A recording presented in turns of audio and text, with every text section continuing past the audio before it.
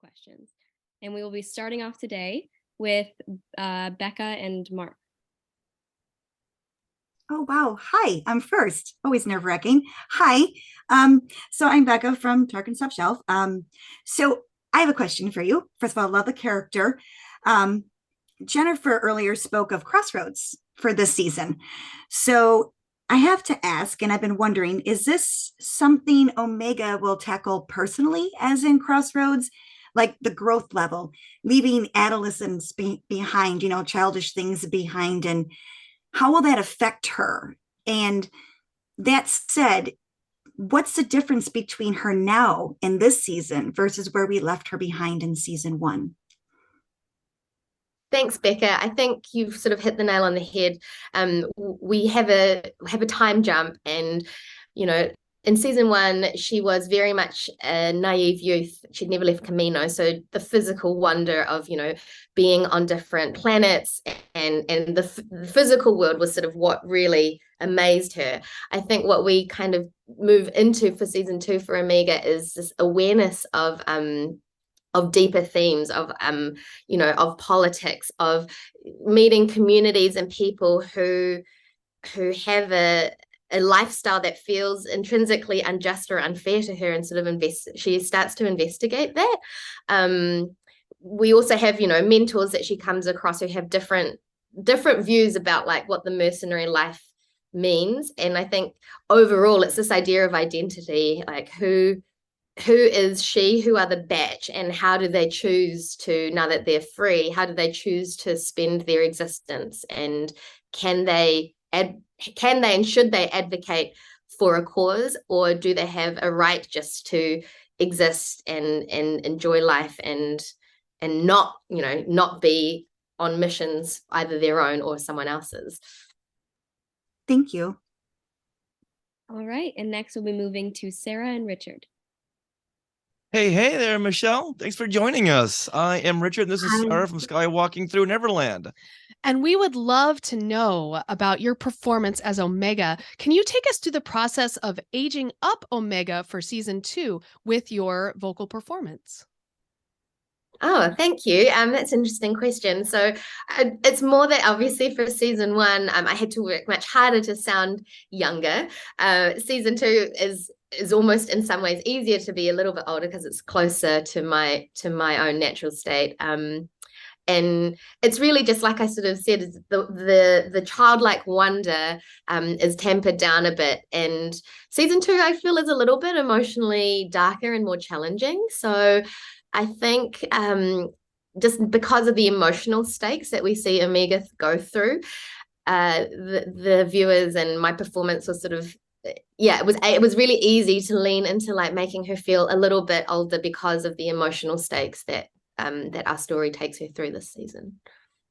Okay, thank you. All right, and next we'll be moving to Trisha. Hi, I'm Trisha Barr from Fangirls Going Rogue. We've followed the animation process for a long time, and I know that every show is a little different. What's the recording like? Who's in the room with you when you're recording, and how does that go?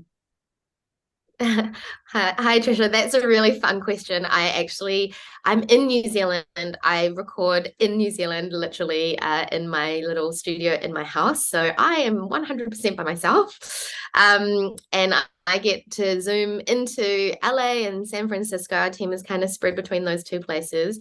And I'm not 100% sure of the animation process, because a lot of the times when we do our record, I just have a script and a director and possibly my co-stars, my co-voice actors. But then when we do pickups, the animation and the recording process has converged a little bit more. So it's always exciting on pickup record because we get a little glimpse of the animatics, often, nowhere near finished.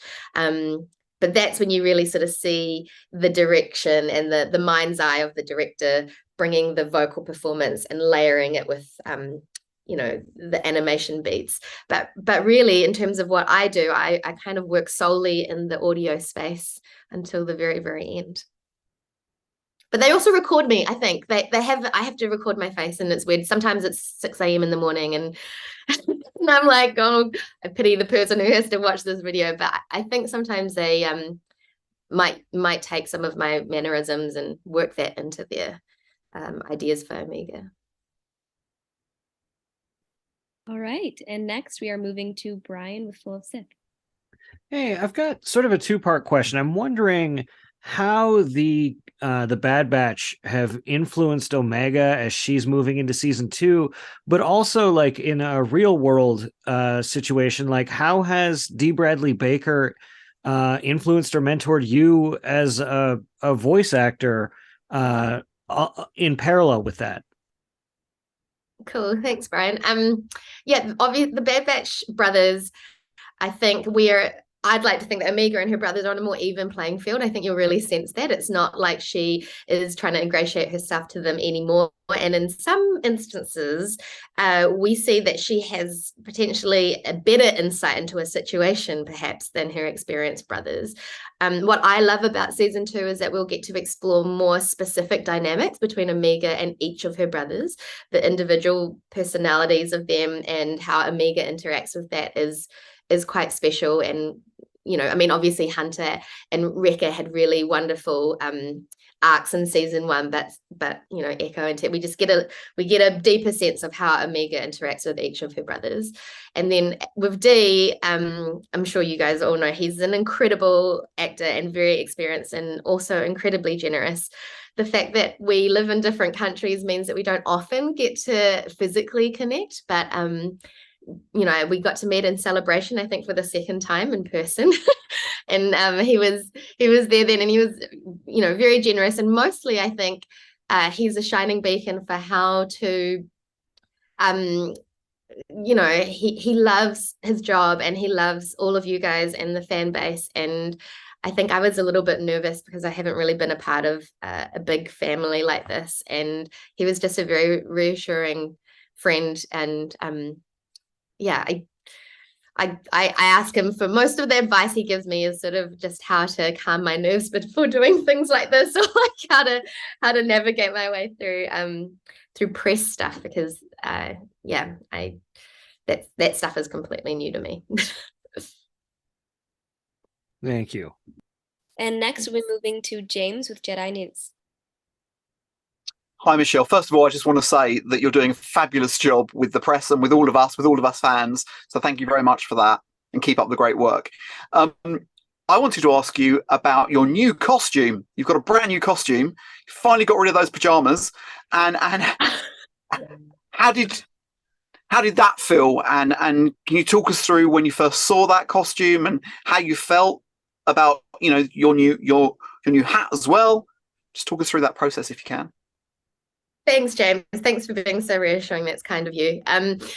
So we only get the scripts like literally a couple of days before we record. But Brad, our director, had prefaced that there would be a change. I think I probably only saw the new outfit, maybe during pickups of like the first episode. So I would have done the recording before I understood exactly the new visual. But it makes sense, right? She's been through a pretty dangerous situation. Yeah, she's growing up. I feel like it's sensible to have a little bit more protection. And I think it's really just this visual indicator, like I mentioned, that she is absolutely comfortable and competent in this batch, in this squad. And is her love for adventure and missions, and she sort of wears it as comfortably as she would wear her Camino pajamas. So it's not a bulky unusual thing for her. I think we see her move in it, and it feels like it belongs to her. So it's sort of cementing her identity in the squad as someone who's ready for action. I was excited to see like her having a little bit of longer hair and the helmet. She looks older to me, in a way that makes sense because of the missions that they're now going on. Thank you. Thanks. All right, next we'll be moving to Charlotte and Caitlin. Hi, Michelle. I'm Caitlin from Skytalkers. So nice to talk to you today. My question is, one of my favorite parts of season 1 was the relationship between Omega and Crosshair, actually. And I loved how Omega had hope for Crosshair at different points in season 1. Do you think she still has hope for him throughout season 2? Yeah, absolutely. I think, Omega is very aware of each of her brothers, and as much as Crosshair and the Batch are now in, their paths, their story paths are quite separate. I have no doubt that Omega absolutely thinks of him as family, and there's Omega has a very sort of clear mission in terms of what she wants her family to look and feel like. So Crosshair is not someone that Omega will have forgotten about at all. So yeah. All right. And next we'll be moving to Kerwin and Keith. Hello. Hello. Hi. So we have a question about Omega's role in the Bad Batch. So, as much as it is a story about the dismantling of the clones by the Empire, it's also more of a coming of age story about Omega. And now that she's older and wiser, how does she feel about her role in the team and what's she learning about herself and her force sensitive abilities?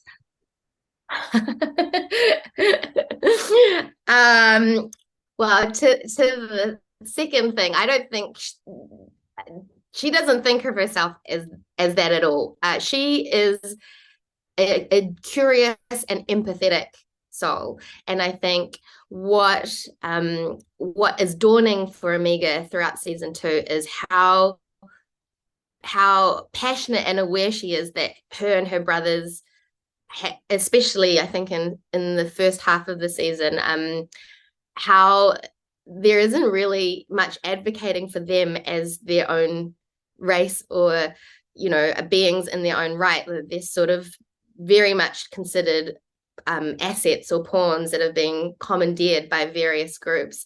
And so it's really interesting to see Omega, because she has a strong sense of identity, of family, of the fact that all the clones are her brothers, but also because she's so naive to politics and war. She has this very pure and unbridled passion to ensure that they, as a race, are protected and heard and valued. And I think we'll really get to see what that means to her and how she can apply herself to protecting her family. Thank you. All right. Thanks. And Mark with Fantha Tracks could not be here for this roundtable, but I will be reading his question for you. So here's the question. Omega made such a huge impact during season 1. People totally fell in love with her. So coming into season 2, where do you stand with, first, your relationship to an older, more savvy Omega, and second, the fandom who have taken you into their hearts in such a strong way? An older and more savvy Omega. Well, I think I mentioned before that season 2 has some sort of darker and more themes that potentially have quite high stakes, and it was really delicious, especially as an actor and voice actor, to play out scenes or interactions that emotionally went to scarier, deeper, more unsettled places. So as a creative, I really enjoyed giving that sort of extra emotional dimension to Omega and being allowed to have very emotional scenes. And in terms of the fandom, I am, like I mentioned, I still get a little bit nervous. It just feels so big. But after having met many of you at Celebration this year, which was my first convention, it's just so heartwarming. I love understanding how much Star Wars has been a part of not just an individual, but potentially, their family. It seems very intergenerational.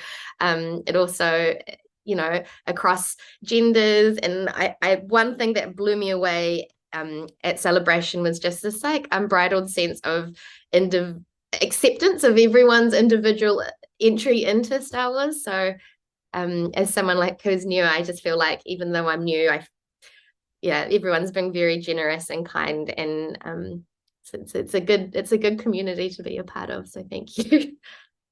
Thank you so much. All right, and Becca and Mark, you have time for another question. Hi, Mark from Tarkin Top Shelf.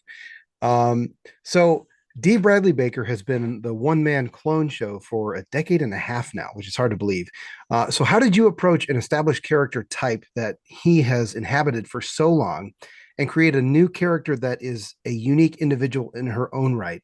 And how did you find a way to play that character that showed the right balance of innocence and intelligence?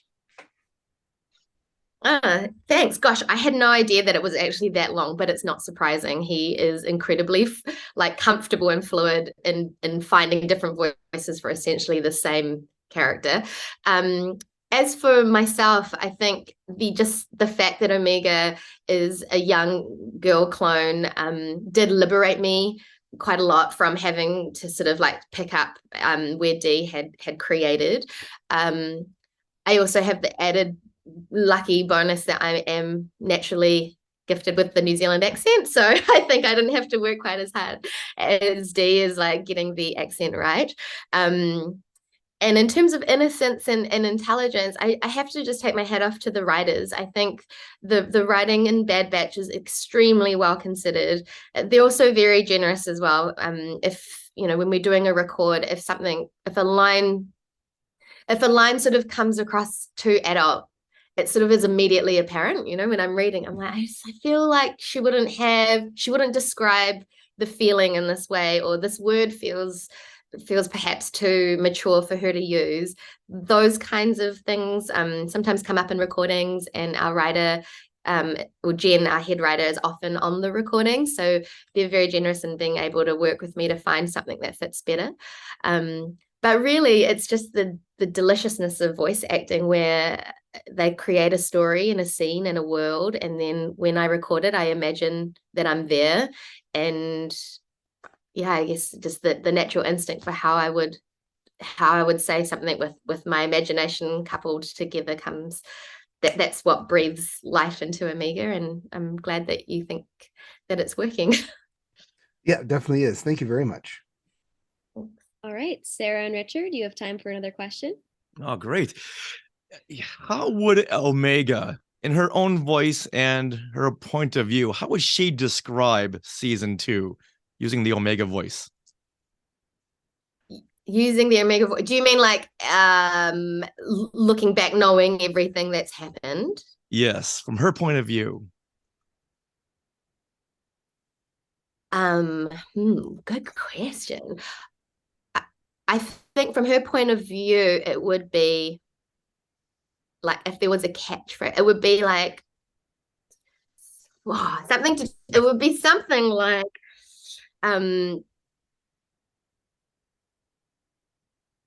don't worry about me. I'm gonna be fine. Let's do this for our family. I think she has, without giving away any spoilers, she has this incredible bravery in the face of something that will literally rip apart their family, and she is not fearful because she knows that she wants to contribute to the greater cause. Excellent. Thank you. Excellent. Thank you. Yeah. Great answer. And that is all. I hope Disney doesn't. I hope Lucas doesn't get angry about that. But yeah. All right, and that is all the time we have for this roundtable. Thank you so much, everyone. Have a great day. Thank you.